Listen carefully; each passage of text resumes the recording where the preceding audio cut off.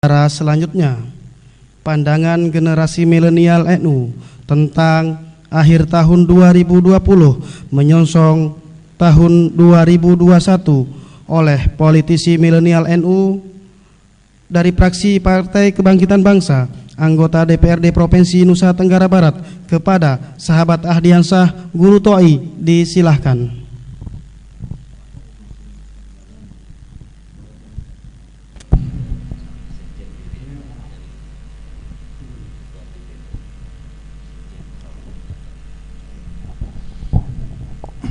Assalamualaikum warahmatullahi wabarakatuh.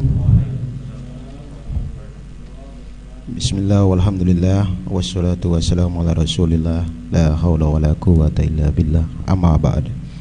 Yang sama-sama kita hormati dan ta'zimi Suriah PWNU PWNU NTB, yang sama-sama kita muliakan Bapak Profesor Tuan Guru Haji Mas Nun Tahir. Jadi beliau adalah ketua PWNU yang milenial sebenarnya. Style beliau ini sebenarnya sudah merepresentasi pandangan-pandangan, perspektif-perspektif, aktivitas-aktivitas. Saya kira cukup memberikan ruang yang banyak buat teman-teman muda. Yang saya hormati dan saya banggakan juga seluruh pengurus Tanfiziah PWNU NTB. Ada Pak Dr. Bang Alek, ada Ustadz Ketua LDNU Kiai, ada Pak Haji Ilham, dan jajaran yang sempat hadir pada kesempatan malam hari ini. Teman-teman ketua lembaga jajaran NU, banyak sekali yang malam hari ini. Insya Allah apa yang disampaikan oleh Pak Profesor tadi menjadi starting point kita untuk 2021, sekaligus bagian dari membaca apa yang sudah kita lakukan di hari-hari sebelumnya. Kalau beliau tadi dalam konteks ilmu biologi ada istilahnya dari Leviathan ke Lilliput. Jadi kajian beliau tadi, pribadi-pribadi ini harus terkonstruksi dengan matang untuk menciptakan ruang sosial yang lebih soleh secara baik. Ya, kalau saya nanti banyak bicara mungkin dari Lilliput ke Leviathan, dari hal-hal kecil menjadi konstruksi besar. Artinya dari kebalik ya, dari hal-hal besar menjadi hal-hal yang kecil tadi. Artinya terkonstruksi dari atas, kemudian kita dorong menjadi gerakan bersama. Para hadirin yang dimuliakan oleh Allah, saya kira jikalau kita bicara perspektif teman-teman muda, bagaimana ke depan dan apa yang sudah kita lakukan sebelumnya, tidak keluar dari konteks hari ini. Jadi sejak Maret kita itu sudah menghadapi corona yang sampai hari ini kita belum tahu kapan akan berakhir. Bahkan kecenderungan COVID-19 ini kan berkembang biak, dan kita tidak tahu ujungnya seperti apa. Yang jelas memang ada upaya-upaya maksimal, bukan hanya di Indonesia, bahkan ini problem internasional yang semua orang sudah mulai berpikir keras bahwa corona ini memang serius adanya, tidak main-main gitu. Nah, oleh sebab itu saya kira corona ini akan tetap menjadi tema kita hari ini, dan juga akan menjadi bahan diskusi, bahan aktivitas yang memang tidak keluar dari ruang itu. Kemarin kita tahu bahwa corona itu sudah berkembang, ada entitas baru yang berkembang dari Inggris. Alhamdulillah menurut deteksi terakhir belum masuk di Indonesia. Makanya sejak tanggal 1 sampai 14 itu Indonesia menutup diri dari pergaulan internasional. Artinya semua warga negara luar negeri tidak bisa mengakses Indonesia. Ini lockdown lokal lah kira-kira begitu. Indonesia ini tidak bisa diakses, dan itu akan berdampak secara sosial, ekonomi, politik, hankam, budaya. Jangankan Maret sampai Desember, 14 hari itu juga akan berdampak. Itu kemudian berdampak pada banyak aspek.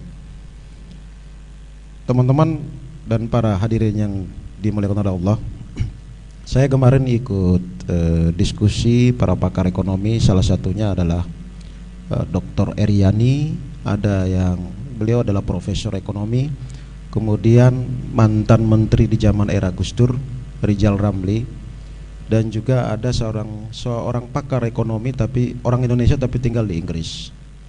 Saya melihat, saya tidak paham betul soal ekonomi, tapi saya merunut dari diskusi itu ada kekhawatiran besar, walaupun situasi dunia yang hari ini memang dalam kondisi belum ada ketentuan, karena semua negara itu sebenarnya sudah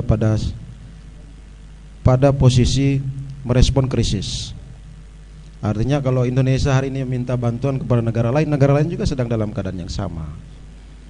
Nah, ini berdampak pada situasi kita sampai pada nadir kita di rumah dan kampung-kampung kita yang ada di desa RT. Karena nanti hotel-hotel akan mulai tutup, transaksi bisnis akan mulai menurun, jual beli juga akan menurun, angka pengangguran kemungkinan akan lebih terbuka, dan akses sekolah bahkan tertutup. Ini semua akan berdampak pada situasi kita, lagi-lagi sampai ke kampung yang terkecil kita. Corona memang bukan sesuatu yang mematikan, tapi dampaknya ini yang akan berbahaya, dampak sosial, ekonomi, politik. Nah, bagaimana dengan situasi Indonesia? Indonesia tentunya akan berdampak pada level kita di sini.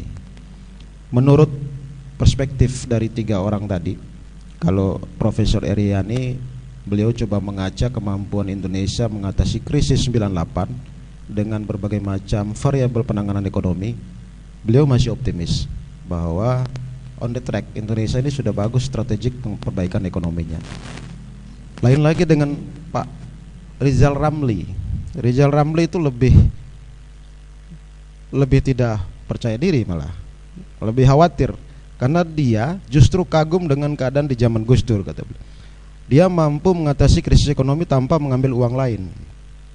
Nah, dia tidak menggunakan ngambil uang untuk menutupi kredit bank segala macam, tetapi dia hanya memotong bunga bank lalu mengeliminir. Nah, konsep-konsep itu dilakukan dari Rizal Ramli. Nah, artinya apa? Kenapa saya sampaikan di forum ini? Sekali lagi, ini akan berdampak sampai titik nadir kita dan sampai ke depan. Konstruksi ini akan, menurut Rizal Ramli, itu butuh 2 tahun paling cepat ketika corona ini berhenti. Ini kan berhentinya kita belum tahu kapan kan. Nah, situasi ini akan berdampak secara kompleks sekali, dari aspek sosial, ekonomi, politik, kompleks sekali. Nah, yang ingin saya sampaikan kepada kita semua, kita harus siap menghadapi ini, baik secara psikologi maupun secara fisik. Artinya kalau memang standar kesehatan yang sudah dianjurkan oleh pemerintah dengan 3M, setidaknya itu mengeliminir jumlah korban atau jumlah dampak. Itu juga akan berdampak secara sosial, politik, ekonomi bagi kehidupan berbangsa dan negara. Yang kedua, kita juga harus siap dalam artian, kalau orang NU Pak Prof kan siap miskin. Udah siap lah, biasa lah miskin itu. Artinya siap menghadapi krisis, siap susah, siap tidak makan, siap tidak ada lampu, siap semua. Ini ada kemungkinan ke arah sana. Sumber energi kemungkinan kita akan mulai minim krisis, maka mungkin listrik mulai dipadamkan kiri kanan. Itu dampak terkecil. Orang yang bekerja dari 10.000 orang mungkin akan menurun menjadi 2.000 tenaga kerja yang dibutuhkan. Ini juga dampak terkecil, artinya akan menimbulkan banyak pengangguran. Bagaimana dengan NTB? NTB terakhir ranking IPM kita 2 tahun terakhir di posisi 29. Ada beberapa indikator yang memang itu menjadi perhatian kita. Usia harapan hidup, akses pendidikan, tingkat ekonomi, tingkat pengangguran memang ada kenaikan, tapi tidak signifikan. Nah, bagi kelompok milenial ini menjadi konsentrasi kita. Harus kita dorong dalam situasi yang belum berpihak ini, kita harus maksimalkan. Wabil khusus kelompok-kelompok muda yang tahun 2024 Indonesia ini akan mendapat bonus demografi. Bonus demografi itu adalah usia produktif untuk bekerja dan berkreasi itu akan semakin banyak dari usia yang tidak produktif.